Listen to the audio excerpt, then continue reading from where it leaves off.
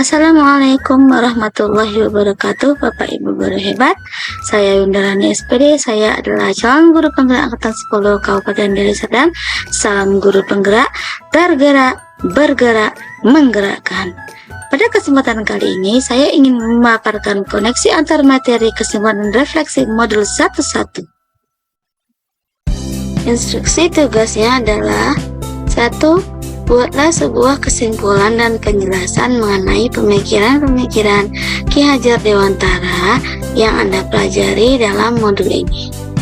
2. Buatlah sebuah refleksi dari pengetahuan dan pengalaman baru yang Anda peroleh dalam modul ini dan perubahan diri yang Anda alami dan akan Anda praktekkan di sekolah dan kelas Anda.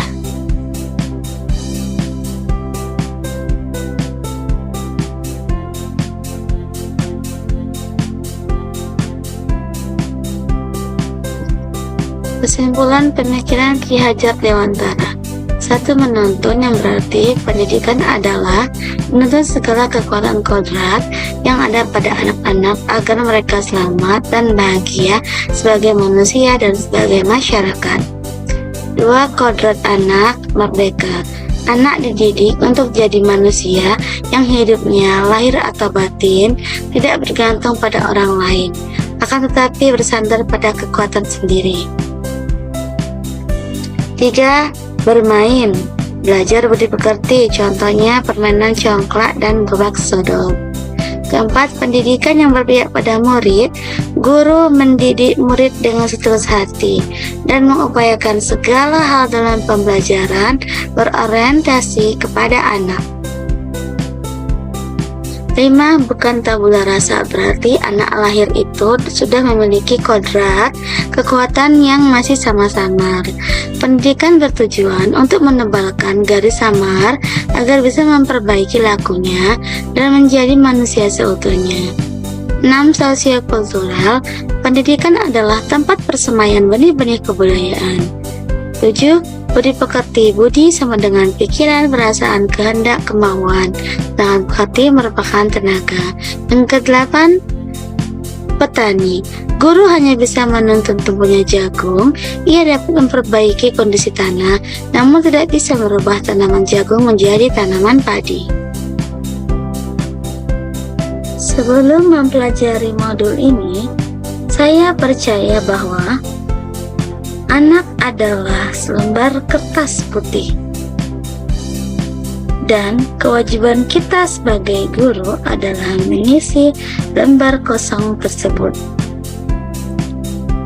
Guru harus selalu mentransfer segala ilmu pengetahuannya kepada murid tanpa melibatkan mereka pada proses penemuan konsep tersebut.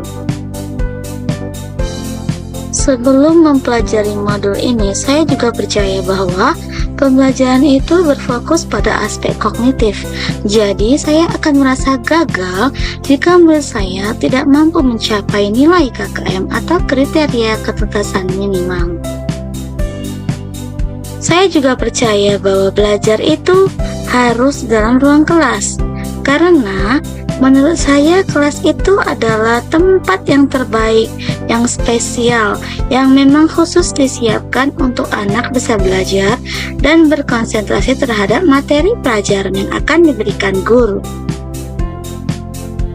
Setelah mempelajari modul 1.1 ini, cara pandang saya terhadap pendidikan mulai berubah, dan kepercayaan saya selama ini mulai terkikis.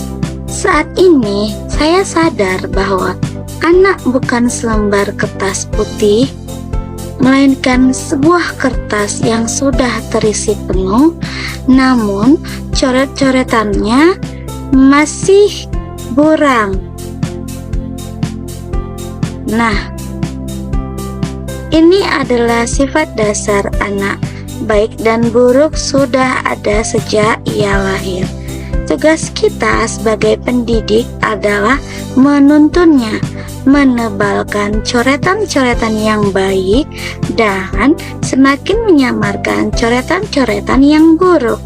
Jadi, kita hanya bisa mengubah atau membimbing lakunya ke arah yang lebih baik, namun kita tidak akan bisa mengubah ataupun menghapus dasar yang sudah ia bawa sejak lahir. Kita hanya menebalkan saja atau menyamarkan saja. Setelah mempelajari modul ini, membuat saya sadar bahwa peran seorang pendidik adalah lebih ke tuturi handayani di belakang memberikan dorongan.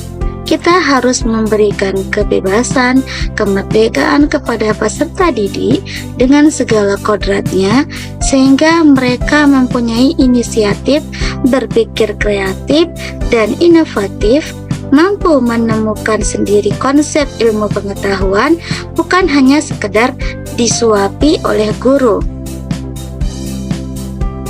Anak diberikan kebebasan sesuai kodratnya, yang dalam hal ini kodrat anak adalah bermain. Anak akan merasa senang dan tanpa sadar akan cinta belajar. Saat ini saya sadar bahwa aspek kognitif bukanlah aspek yang terpenting lagi, melainkan harus diselaraskan dengan aspek afektif, yaitu budi pekerti. Budi pekerti di sini menjadi rambu atau arahan yang kita berikan kepada anak sehingga ia sadar bahwa kebebasannya dibatasi oleh kebebasan orang lain. Kebebasannya haruslah kebebasan yang bertanggung jawab. Budi pekertilah yang akan membentuk manusia menjadi manusia yang humanis, yang penuh kasih sayang, hati yang bersih, jujur, yang selamat dan bahagia. Hal yang akan segera saya terapkan adalah menerapkan merdeka belajar dalam pembelajaran saya di kelas. Saya akan mengajak peserta didik untuk turut serta dalam perencanaan pembelajaran sehingga mereka akan antusias dalam mengikuti prosesnya. Saya akan mendorong peserta didik untuk berpikir kreatif, inovatif, dan mempunyai inisiatif dalam mengemukakan gagasannya, sehingga mandiri dalam menemukan konsep-konsep ilmu pengetahuan. Saya juga akan menerapkan pembelajaran kontekstual, di mana menjadikan lingkungan dan kearifan lokal sebagai sumber belajar, sehingga peserta didik akan mampu mengenali, melestarikan, dan mengembangkan kebudayaan untuk tetap dalam pemberian kebebasan kemerdekaan belajar. Tentu saya juga akan tetap memberikan rambu-rambu atau arahan agar anak tidak kehilangan arah. Saya akan menanamkan budi pekerti melalui pembiasaan, baik sebelum melalui proses pembelajaran maupun saat mengakhiri pembelajaran. Saya juga akan meminta dukungan dari orang tua dan lingkungan sekitar, karena bagaimanapun sekolah, orang tua, dan lingkungan sekitar adalah 3 aspek pembentuk karakter budi pekerti seorang anak. Demikian yang bisa saya sampaikan, lebih dan kurangnya saya mohon maaf. Wassalamualaikum warahmatullahi wabarakatuh. Terima kasih. Salam guru penggerak, tergerak, bergerak, menggerakkan.